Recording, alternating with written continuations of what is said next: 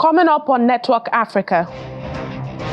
Celebrations continue in Ghana as former President John Mahama wins presidential election, although no official results have been declared. Ghana's election produces the country's first female vice president and becomes record fifth African nation to see opposition victory this year. Plus, post-election unrest continues in Mozambique as opposition supporters block key roads leading into the capital, Maputo.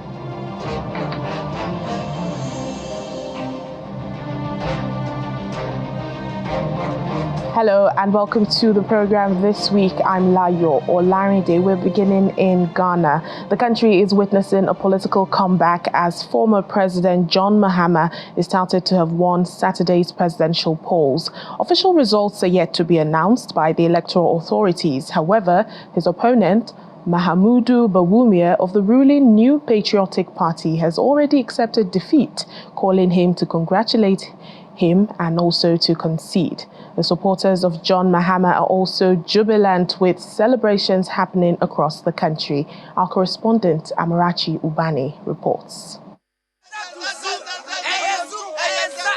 There's been no official declaration of a winner of the presidential election in Ghana, but to supporters of former President John Dramani Mahama, they already have their winner.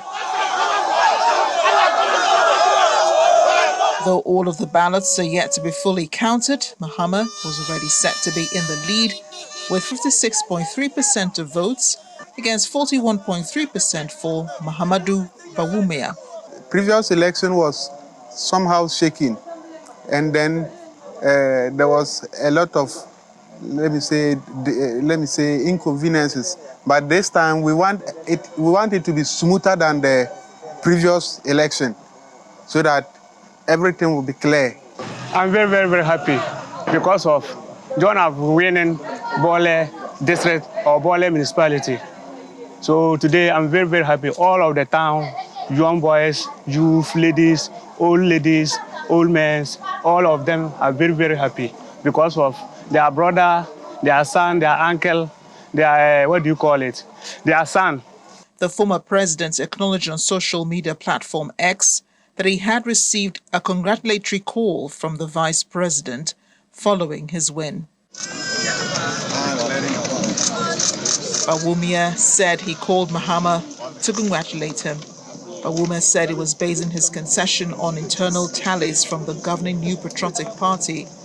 He said these showed Mahama had won decisively, while the opposition National Democratic Congress had also won the parliamentary election. Do in the name of the Almighty God swear that I will be faithful and true to the Republic of Ghana. The 66-year-old John Mahama once served as president of Ghana from July 2012 to 2016, serving only one term and making history as the first president in the history of the country to not have won a second term in the 2016 election. But this was his third attempt at reclaiming the nation's top position following his run in 2016 and 2020.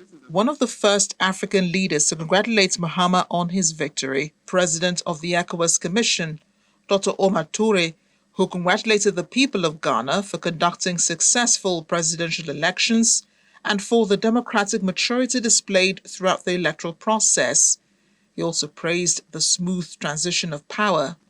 Observers of the election said there were so many aspects that could be emulated by other countries.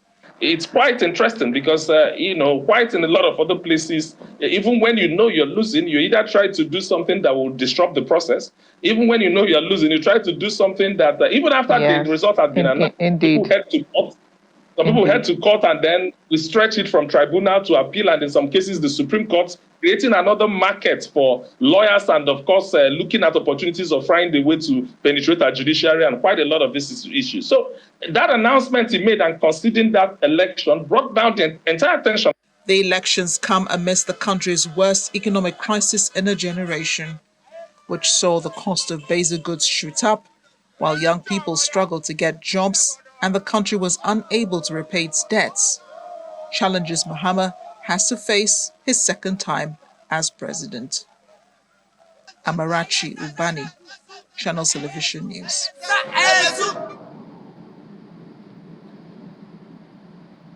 Well, let's speak now to Maxwell Agbagba, a correspondent with our partners in Accra, Joy News TV. Hello, Maxwell. The elections are over, and the vice president has conceded defeat. However, there's yet to be an official announcement of results from the electoral body. Why the delay? Well, the electoral commissioner for the Ghanaian Electoral Commission has been explaining that it is because of the various layers that it put in place to ensure transparency and a credible electoral process. That is what is accounting for the delay. That is because the electoral results would have to move to various levels. So it'll have to go through the constituency level and then to the regional level before the collated results are transmitted to the national level. And all of these, the party agent and the political representatives have a say in how it goes. And they always also have to scrutinize, the process at every stage of the way. And so she has been explaining that that is what is accounting for the delay. Second reason she has given also is that some of the party supporters have massed up at various collation centers, and that is what is causing a disruption in the collation of the results, and that is what is accounting for the delay. Well, is it possible that, the electoral body does not confirm John Mahama as winner, even though the candidate of the ruling party has conceded? Well, that is not really possible because even now they've given indication that in the next 1 hour or 30 minutes, the results will be finally declared. So there's a notice out there, declaration of results by the Electoral Commission, and that information was put out there in the last 1 hour. So in the next 1 hour or 30 minutes, the Electoral Commissioner herself, Jane Mensah, should be out there declaring the results on all major television stations and radio stations here in Ghana. All right, Maxwell. And I guess when all doubts have been cleared, John Mahama can look forward to the inauguration on January the 7th. What is usually the process, leading up to that day? So after the declaration of the results, there's the Presidential Transition Act. What will happen is the political parties, the winning political party will have its team, and then the outgoing government would also set up a transition team. So the outgoing government and then the incoming government, the two would have their own transition teams. And there'll be days of interaction, days of handing over notes. There'll be days of conversations and interactions about what exactly has happened within the past 8 years when the governing New Patriotic Party was still in government. So that transition would take place from now and will end on January 7 when the new president, John Mahama, President-elect John Mahama, will take over office. So from now till January 7 is going to be the transition period between the outgoing government and then the incoming government. January 7, we have the inauguration of the new president live. All right, then. Thank you so much, Maxwell Agbagba, correspondent with Joy News TV in Accra. Thank you for your updates. Anytime. Well, more supporters are out on the streets of Ghana celebrating the win of John Dramani Mahama, candidate of the opposition party National Democratic Congress, NDC. In Accra, Mahama's supporters wave flags of his NDC party, with drivers sounding their horns, supporters on the road dancing and playing musical instruments. Around 18.8 million voters reportedly registered to vote on Saturday. Early results indicate Mahama received over 53% of the vote to Vice President Mahamudu Bawumia's 45.16%. Very, very excited. We've been anticipating this for long, and it's very obvious that Mahama was going to win. So we thank God for the victory. And then it's here. So that's why we are here, to give moral support to President Mahama. It's good that they considered defeat early because it's very obvious. NDC has won. So I like the fact that he came out to accept defeat. And that's a good thing. That's what leaders do. Good leaders do. I can say I'm overjoyed because we've been expecting this for long, since 2020. We felt that we've won, but they never gave it to us. So today, that they themselves, they've come to concede defeat. Say we are overjoyed and very happy. Mahama has been tried before. We know his capabilities, so we are not doubting anything that he said. We believe in whatever he said. We know the 24-hour economy is going to work. We know the free HSS is going to be implemented well, so that the shifts will stop and our kids will continue going to school like the way we used to be formerly. Yao Meno is the communication officer for the winning party, the National Democratic Congress, NDC, in Ebukuma West constituency. He joins us now on the program from Accra. Thank you so much for your time on the program. I guess congratulations are in order for your party, even as we await a formal announcement confirming John Mahama as president-elect. But I understand that the party also won in the parliamentary polls as well. I mean, thank you for that, courtesy. Let me say a very good afternoon to you and your station and your viewers, and also to the good people of Nigeria, our brothers. And also, let me say a good afternoon to the good people of Ghana for overwhelmingly endorsing His Excellency John Dramani Mahama, and then also giving us a very comfortable parliament. And what has just happened is that I've seen a number of media houses now saying that His Excellency John Dramani Mahama is now the supreme leader of Ghana. And so I thank you for that courtesy of congratulating my candidate. Well, so where is President-elect John Mahama at this time? And, what is he doing even as he awaits the official announcement of the results? Let me say His Excellency John Dramani Mahama is on the good side. He is on the good side of life. And so he's safe. At this point, family and senior party people will be around him, having conversations, receiving messages from the diaspora, from the international community. And at this point, he's getting much of that, and he needs to respond to some of those things, as well as spending some time with his family too. But what I can tell you is that His Excellency John Dramani Mahama is on the good side. Indeed. Now, looking ahead, Ghana is faced with rising food prices, rising unemployment, and also a poor economy. Where does he intend to begin, his first day of office? Yeah, that's a very good one. His Excellency John Dramani Mahama had campaigned on a number of issues that borders especially on the young people of Ghana. As we speak to you, before he left office in 2016, unemployment rate in Ghana was about 8.4%. As we speak to you, the unemployment rate in Ghana is about 14.2, which means that it has almost doubled. And so he needs to be able to find jobs for the young people of Ghana. And out of this 14%, about 13% of this, 30% of this 14% unemployed people are people between the ages of 15 to 30. And so he's coming from a path where there are lots of people who are unemployed. Beyond that, you have food inflation. Up to some of them up to about 100+%. And so these are some of the things he's being confronted with. In 2026, there is already a bond that has matured of about $1.3 billion that is also waiting for him to pay.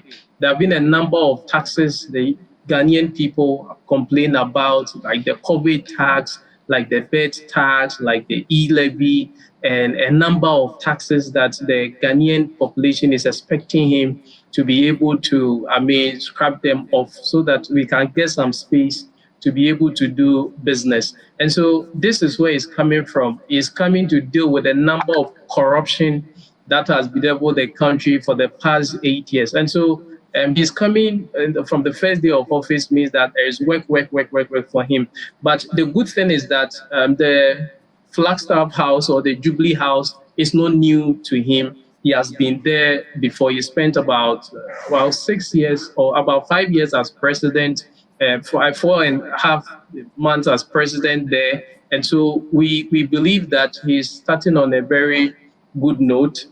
Some of the assurances he has given to the people of Ghana, like that gender 24-hour economy, like the National Apprenticeship Program, like the youths that will be entering tertiary institutions for the very first time, that the states hope to absorb their school fees. These are a number of things he's coming in with. And so he has assured the good people of Ghana that from the first day, it's going to be work. And one of the things I believe the Ghanaian people considered was his track record of whenever he gives promises, he makes sure he keeps to it. The young people around the country, including the opponent stronghold, voted for him massively. And I can tell you that the entire country has been colored with the NDC color of green. And the entire country is green at the moment as I speak to you because of the confidence and the assurances they have in His Excellency John Dramani Mahama. And we are believing him to deliver just that for the people of Ghana, to reduce the cost of food in Ghana, ensure that there is space to do business, and creating jobs and opportunities for the good people of Ghana, for the young and also for the adults in the country, so that at least we can have some space to live. And that's so I believe that it is a good time for the people of Ghana. Well, congratulations to your party once again. We've been speaking to Yao Meno, the communications officer for the National Democratic Congress in the Able Kuma West constituency. Thank you once again. Let's take a break now on Network Africa, still ahead. Syrians in Egypt and Libya celebrate the fall of longtime leader Bashar al-Assad. Give you more details after the break. Please join us again. Welcome back to the program. Supporters of Mozambican opposition leader Venancio Mondlane have taken to the streets of Maputo, blocking key roads into the capital amid the ongoing violent protest against October 9 election results. The protests are also against the ruling Frelimo party and the new president-elect, Daniel Chapo. Protesters blocked streets and whistling to denounce the ruling Frelimo party as armed security personnel patrolled the protest area. Unrest began when political opposition candidate Venancio Mondlane of the Optimistic Party for the Development of Mozambique, Podemos, called on supporters to block roads and hold nationwide protests. He is currently in South Africa and has refused to accept the results of the October 9 elections. In Burkina Faso, the ruling military junta has appointed a new prime minister, and it's coming a day after dissolving the government without providing any reason. Retambler Jean-Emmanuel Ouedraogo, communications minister and spokesperson for the previous government, has been named as the country's new premier. Military leader Ibrahim Traoré made the announcement in a presidential decree that was read on state television. Now, no reason was given for the dismissal of former Prime Minister Apollinaire Tambela, who was appointed interim premier soon after Traoré seized power in September 2022. Christmas arrives early for the SOS Children's Village in Pretoria, South Africa. The Nigerian Doctors Forum in the country has generously donated 35,000 rands to the shelter.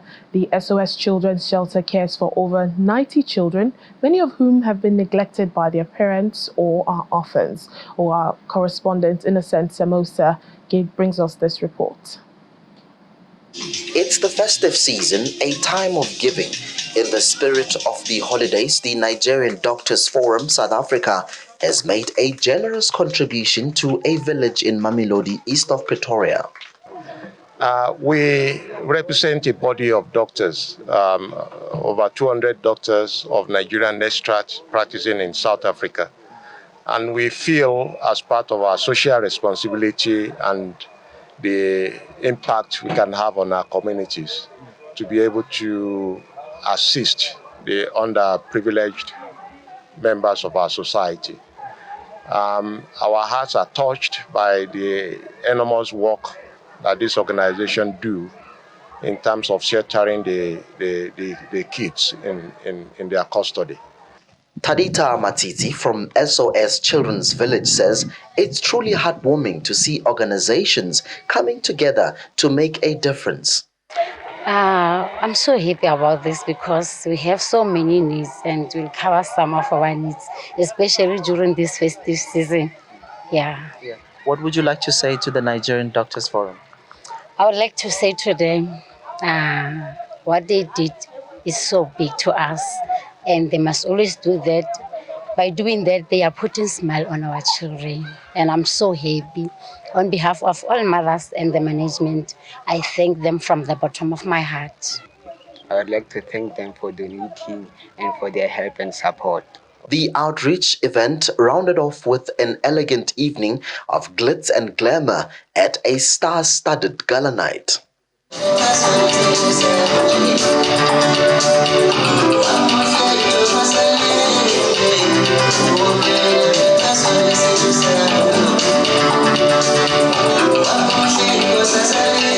Outgoing President Dr. Ugu expressed his gratitude to the organization for its exceptional support. Meanwhile, acting Nigerian ambassador to South Africa, Alexandra Timitope Ajayi, says Nigerians are well represented in South Africa. For me particularly, I'm very happy that we have an organized body like this, like Nigerian Medical Doctors Forum, and that they have been intervening in a number of ways in South Africa, and that is what exactly the narrative we want to push out there, to let the people know that yes, we have really very strong professionals, Nigerian professionals in South Africa. Well, as the year draws to a close, initiatives like this reminds us of the power of community and compassion. From Pretoria, South Africa, Innocent Simos, Channels Television News. Well, the streets of Misrata and Tripoli in Libya came alive with celebrations on Sunday as Syrians in the country rejoiced over the fall of Bashar al-Assad. Waving Syrian rebel flags and chanting slogans like the Syrian people are one, crowds gathered to mark the end of Assad's rule after rebels seized Damascus. Syrian rebels seized the capital unopposed on Sunday after a lightning advance that sent President Bashar al-Assad fleeing to Russia after a 13-year civil war and 6 decades of his family's autocratic rule. Meanwhile, in Cairo, Egypt, is Noor al-Bashar, a Syrian woman who fled her homeland 13 years ago. She has shared her joy and longing to reunite with her family in Damascus after Syrian rebels announced the overthrow of al-Assad. The fall of Assad's government is seen as one of the biggest turning points for the Middle East in generations. And we are back with our leading story for today. It's interesting to note that with the election in Ghana, the country becomes a record 5th African nation to see opposition victory this year. Now, this brings to an end a year in African politics, which has seen 5 transfers of power, more than ever before. The year brought opposition victories in Botswana, Mauritius, Senegal, and the self-declared Republic of Somaliland. In Botswana, the ruling party, which had ruled the country since independence in 1966, was crushed in October's general elections. There was also a landslide defeat for the governing party in Mauritius back in November, garnering only 27% of the vote and was reduced to just 2 seats in parliament. While Senegal had a political turnaround as well, with just weeks ahead of the election, the main opposition leaders, Bassirou Diomaye Faye and Ousmane Sonko, were in jail. But then they were released and Faye went on to win the presidency in the first round of voting, with the government's candidate winning only 36% of the vote. Well, with the defeat of the ruling NPP in Ghana, Africa has seen 5 transfers of power in 12 months. The previous record was 4 opposition victories, and that happened 24 years ago. Well, another record we're seeing from Ghana's election, the country making history, electing her first female vice president, Professor Nana Jane Opoku-Agyemang, running alongside President-elect John Dramani Mahama. Her historic win under the National Democratic Congress banner in the 2024 elections has been widely celebrated as a groundbreaking achievement for gender representation in Ghanaian politics. Women across the country have been expressing their pride in Professor Opoku-Agyemang's achievement, seeing it as a powerful affirmation of women's leadership capabilities. In 2008, the 73-year-old woman became the first woman to lead a public university in Ghana, serving as the Vice Chancellor of the University of Cape Coast. She entered politics in 2013 when she was appointed Minister for Education under John Mahama's presidency. In 2020, she made history again as the NDC's vice presidential candidate, becoming the first woman nominated for the position by a major political party in Ghana. Well, her selection symbolizes a bold commitment to inclusivity and gender equality. She now joins recently elected Botswana's president-elect, Nandi Ndaitwah, on the list of women in top political positions in Africa. Congratulations to her, and that's it on the Network Africa for today. I'm Layo Olarinde.